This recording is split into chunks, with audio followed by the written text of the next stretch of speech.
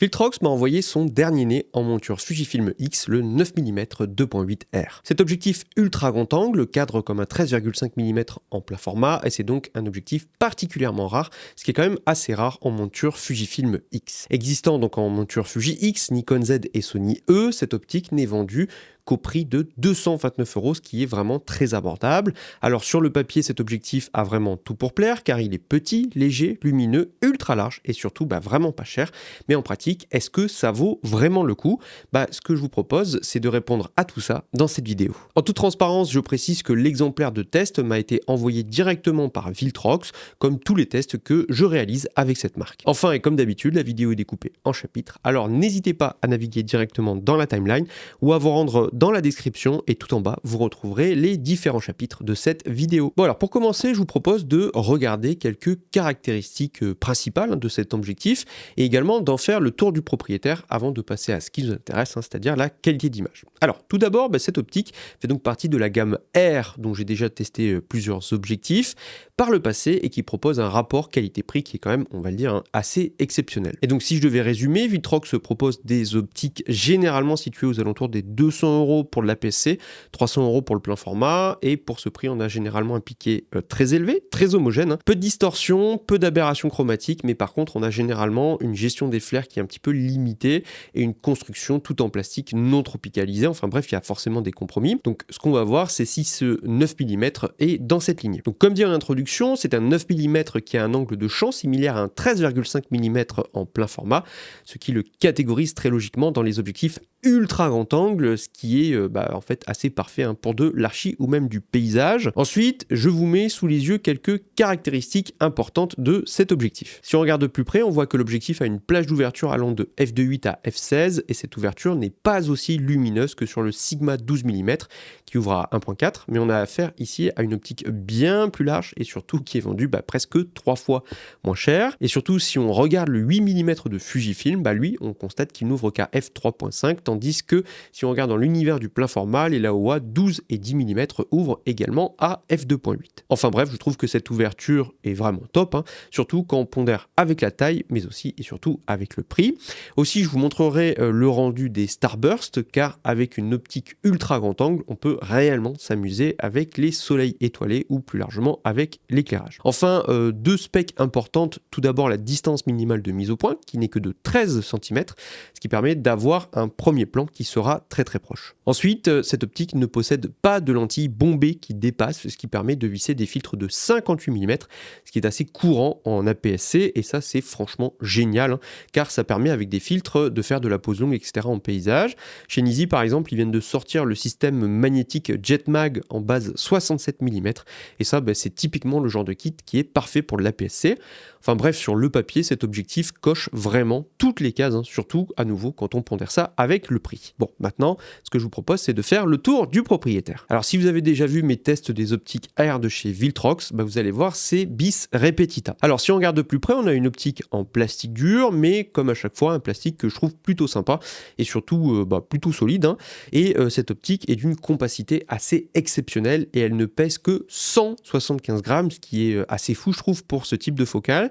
Une fois monté sur mon Fujifilm XS10, l'ensemble est franchement hyper compact, extrêmement léger, et c'est là où clairement on est content de sortir avec un combo APS-C. Enfin bref, typiquement pour du voyage, c'est une optique qui permettra de voir très large, mais qui se fera très vite oublier dans votre sac, une besace ou quoi que ce soit. Niveau ergonomie, c'est vite vu. On a une bague électronique de mise au point qui est un chouïa trop dur pour moi, mais sur une optique ultra grand angle où je suis amené à parfois ajuster manuellement le point, c'est vrai que je préfère avoir une bague un petit peu dure par rapport à une bague trop souple. Mais ensuite, hormis cette bague, il n'y a rien d'autre. Pas de commutateur AFMF, pas de bouton personnalisable, pas de bague d'ouverture. Enfin voilà, typiquement c'est sur ce genre de choses sur lequel Viltrox fait des économies et il réserve ce genre de points, la bague d'ouverture, les commutateurs, etc. pour des optiques plus haut de gamme. Maintenant, si la présence notamment d'une bague d'ouverture est une priorité pour vous, là il faudra partir notamment sur le Sigma 12 mm ou sur le Fuji 8 mm. Maintenant à l'avant, on retrouve la lentille et le pas de vis de 58 mm, tandis qu'à l'arrière, on a le fût tout en métal avec les connectiques mais aussi le port USB-C pour réaliser les mises à jour. Enfin, dernière précision très importante, l'optique n'est pas tropicalisée et il n'y a aucun joint au niveau du fût à l'arrière. Je m'arrête de fait 2 secondes car ce point est vraiment important selon votre pratique de la photo. Car si vous recherchez une optique peu onéreuse à utiliser ponctuellement pour du très grand angle, alors ce point de la tropicalisation n'est vraiment pas très important. Par contre, si vous souhaitez l'utiliser de manière très intensive, notamment pour du paysage et dans des conditions pas toujours faciles, que ce soit avec de la pluie, plus largement de l'humidité, ou de manière plus large même encore avec du sable, de la poussière, etc., je vous conseille vraiment de plutôt partir sur une optique tropicalisée et avec ce qui existe chez Fuji, chez Sigma, chez d'autres marques. Mais voilà, pour pas être limité à cause de ce problème. Cela a encore plus de sens si vous photographiez avec un boîtier tropicalisé comme la gamme XH ou encore la gamme XT. Enfin bref, cette ergonomie est épuré si je veux être poli, mais c'est quand même assez logique quand à nouveau on pondère tout ça avec le prix. Maintenant ce que je vous propose c'est de voir concrètement ce qu'a cet objectif dans le ventre d'un point de vue optique. Bon alors je ne vais pas y aller par 4 chemins, cet objectif possède un piqué très élevé et très homogène, surtout quand à nouveau on croise tout ça avec son prix et sa focale très large. Car ce qu'il faut bien comprendre, c'est qu'il est difficile d'avoir un piqué très homogène sur des optiques ultra grand angle et à ligne droite, et les bords sont souvent moins piqués que le centre, et particulièrement lorsqu'on regarde sur les ouvertures les plus lumineuses. Alors maintenant, à pleine ouverture, au centre, c'est franchement excellent, et ce dès 2.8, et je n'ai pas grand chose à dire, si ce n'est que waouh, c'est super piqué, et ce donc dès la pleine ouverture. Et ce que je trouve quand même le plus dingue, c'est que même si je ferme, je ne constate pas particulièrement d'amélioration au centre, ce qui veut dire que dès la pleine ouverture, on a vraiment le piqué maximal des f2.8, et ce piqué il est élevé de f2.8 jusqu'à f8 où là la diffraction apparaît et devient quand même assez visible. Elle s'accentue encore d'un cran à f11 où l'image perd en netteté sur les détails les plus fins, et puis si on ferme enfin à f16, cette fois-ci la diffraction est vraiment très très présente, et là on a ce voile assez typique, cette perte de détails, et le tout est assez marqué. Mais ce qui va nous intéresser surtout, je pense, c'est de voir l'homogénéité de cette optique, et pour ce faire, nous allons regarder son comportement, mais cette fois-ci dans les coins. Alors à pleine ouverture, le piqué est certes moins élevé sur les bords extrêmes, mais je trouve que la performance est quand même très impressionnante et surtout très satisfaisante. Maintenant, dès que l'on ferme à f4, on gagne en contraste et en piqué, et on atteint le maximum, et ce rendu est le même à f5.6, je trouve. Maintenant, à partir de f8, on a de nouveau de la diffraction comme au centre, et elle va s'accentuer progressivement jusqu'à f16 où là forcément le cliché perd en netteté. Malgré tout, les bords n'atteignent jamais le centre du cadre, mais franchement, pour être habitué à utiliser des optiques ultra grand angle et bien plus chères, je dois avouer que la performance de ce 9 mm me bluffe réellement, surtout quand on pondère ça avec le prix. Enfin bref, si je résume le piqué, le centre est excellent dès la pleine ouverture et les bords sont homogènes dès f4, tandis que la diffraction apparaît dès f8 et ensuite elle va croissant jusqu'à f16. Au global, c'est une performance qui est très très solide à nouveau avec le prix. Maintenant, regardons rapidement comment se comporte cette optique du point de vue du vignettage. À pleine ouverture, le vignettage est bien présent et il faudra le corriger pour l'enlever, mais là aussi c'est tout à fait classique. Néanmoins, cette performance me semble tout à fait normale et c'est un problème bien connu des objectifs ultra grand angle, notamment à pleine ouverture. C'est quelque chose de tout à fait classique.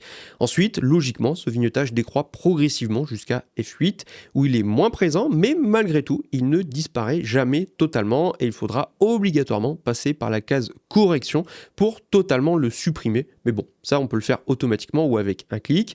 C'est donc une performance qui est tout à fait dans la moyenne de ce qui existe, je trouve, sur le marché, notamment sur ce type d'optique en ultra grand angle. Je vous propose maintenant de regarder les aberrations chromatiques. Pour faire simple, cet objectif en est totalement préservé et ce à contre-jour, et je n'ai jamais remarqué la moindre frange violette ou verdâtre, ce qui est là aussi une performance très solide. Même à contre-jour et avec des branches, donc vraiment le type de situation où on retrouve habituellement des aberrations, il n'y en avait aucune avec cet objectif. Je pense là-dessus que les verres spéciaux n'y sont pas pour rien, et là aussi c'est clairement une très belle copie, et comme je le répète pour la 10e fois, surtout quand on croit ça avec le prix. Ensuite, autre point important, surtout pour de l'architecture, ce sont les distorsions. Ce 9 mm est peu sensible aux distorsions, et lorsque j'ai réalisé mes premiers tests, je pensais tout simplement que cet objectif avait une légère distorsion au barillet, ce qui est assez classique pour ce genre d'objectif. Mais en fait, en poussant mes tests, je me suis rendu compte qu'en fait, il y avait une distorsion en moustache, Et ça, ce n'est clairement pas une bonne nouvelle. Pourquoi? Parce que classiquement, les optiques ont des distorsions soit en barillet ou alors en coussinet, et ces distorsions sont très faciles à corriger en post-traitement, et ça se fait vraiment en un clic, voire même automatiquement. Mais le souci avec ce 9 mm, c'est que l'optique a des distorsions en moustache, et ça, ce n'est vraiment pas un petit souci, car c'est franchement la galère à corriger. Si vous ne connaissez pas la distorsion en moustache, c'est la plus complexe, car elle ondule en fait le long du cadre, d'où ce nom, vous savez, de moustache. Donc regardons de plus près sur ce 9 mm la forme de ces distorsions. Quand on part du centre et que l'on se dirige vers le bord, la ligne se relève comme si c'était une distorsion classique en barillet, mais en arrivant vers le bord, la ligne part soudainement vers le bas, comme une distorsion en coussinet. Et le problème avec ces distorsions en moustache, c'est que cela demande une correction sur mesure, et que le simple curseur de distorsion ne pourra rectifier ces déformations à lui seul, et donc il y a maintenant deux solutions pour corriger cette distorsion en moustache. Alors la première, c'est si le profil de correction de Viltrox corrige cette distorsion, mais au moment où je tourne cette vidéo, ce profil n'est tout simplement pas disponible, donc je ne peux pas en juger. La seconde, et là c'est de le faire manuellement, mais ça va demander un travail bien plus poussé que d'ajuster simplement un curseur de distorsion, et là ça va devenir quand même assez complexe.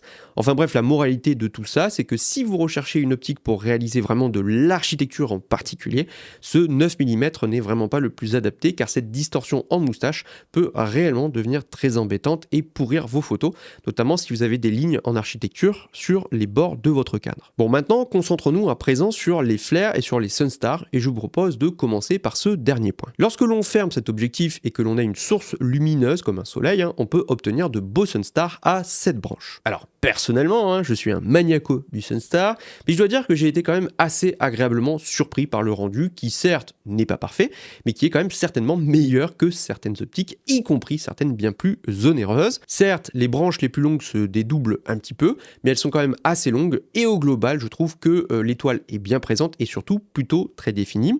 Si l'on regarde les flares maintenant, la copie est par contre bien moins satisfaisante. Lorsque le soleil est dans le cadre, on a des billes vertes ou violettes, ou même un trait rouge qui peut apparaître, et donc le tout est quand même assez présent sur l'image, mais c'est pas le pire, car si le soleil est en face, on peut carrément avoir des flares très présents, avec notamment des halos qui sont très marqués, qui prennent la forme de disques rouges orangés, mais qui vont littéralement pourrir votre image. Si maintenant le soleil est sur le bord du cadre, le pare-soleil n'a qu'un rôle symbolique, et là aussi les flares sont particulièrement visibles, avec d'énormes fuites de lumière qui là aussi vont totalement pourrir votre image. Les flares vont prendre des formes diverses et variées en fonction de l'angle, mais le constat reste le même, c'est que ces flares sont très présents, et surtout très gênants et indésirables.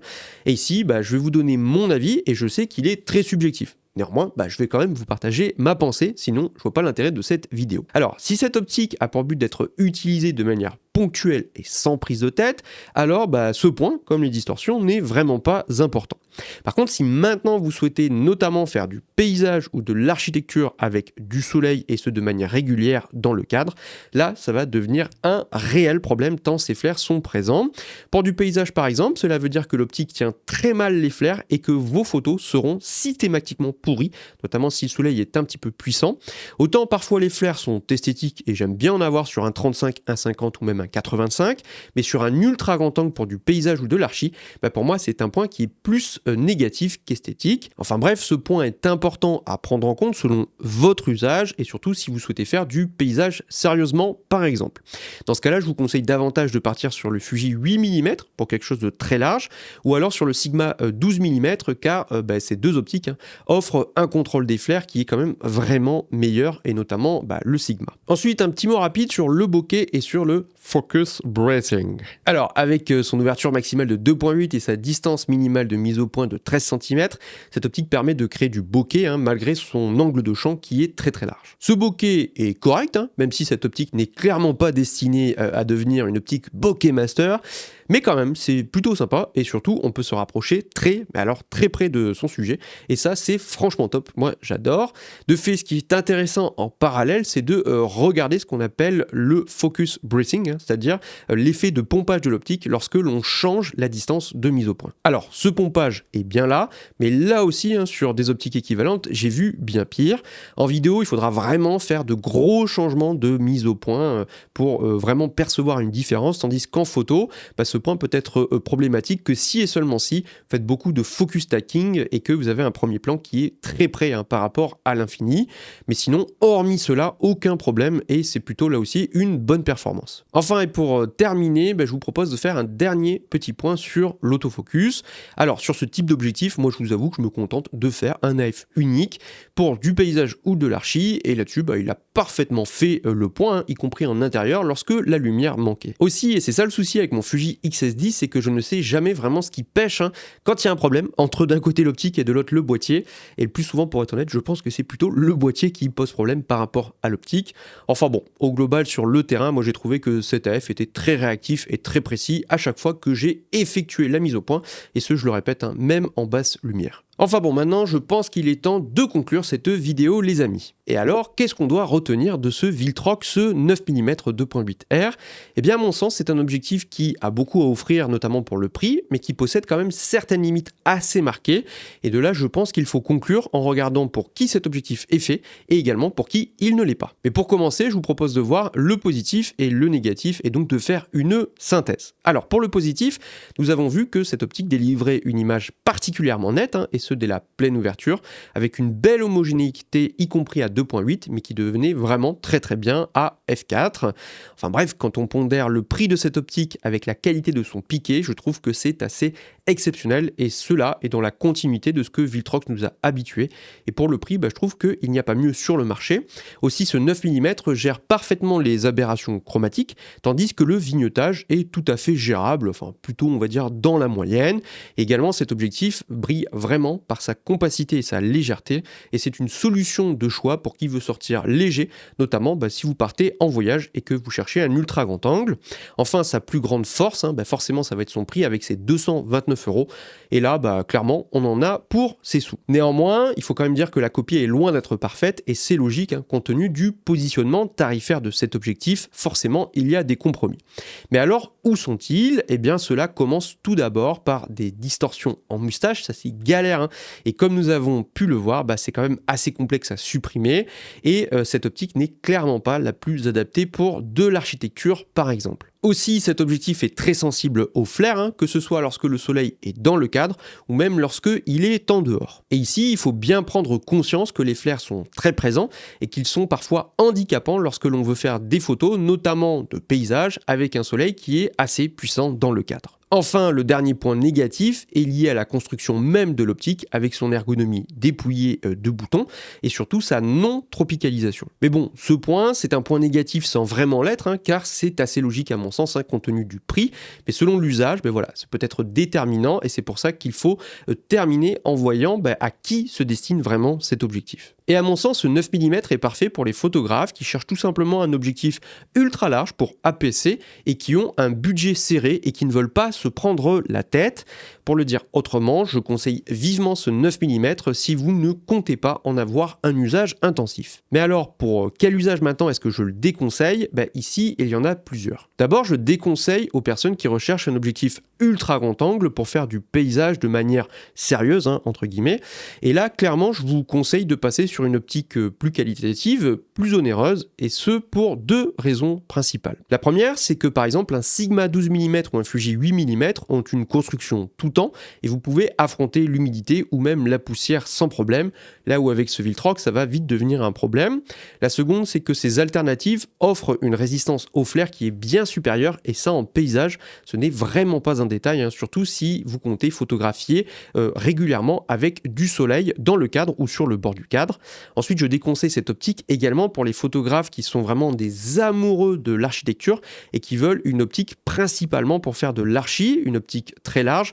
Et dans ce cas-là, je vais vous le déconseiller. Et pourquoi? C'est à cause de cette fameuse distorsion en moustache qui posera des problèmes lorsqu'il y aura des lignes droites sur les bords du cadre. Malgré tout, et on va relativiser, je pense que cette optique est vraiment excellente à nouveau pour son prix, et les compromis sont tout à fait logiques et acceptables pour un usage amateur, un usage plaisir, pas de prise de tête. Enfin bref, tout simplement, si vous recherchez une optique ultra large et que vous ne souhaitez pas casser votre tirelire, c'est un choix que je conseille vivement, car il est tout simplement impossible de faire mieux pour ce prix, surtout sur des focales aussi extrêmes. Si jamais ce 9 mm vous intéresse les amis, sachez qu'il est disponible chez MN Photo Vidéo, anciennement Miss Numérique.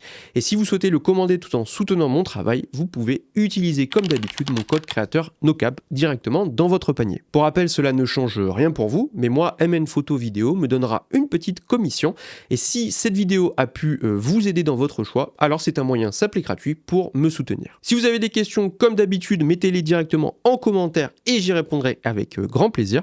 Mais en attendant, je vous laisse ici les amis et je vous dis à très vite pour une nouvelle vidéo.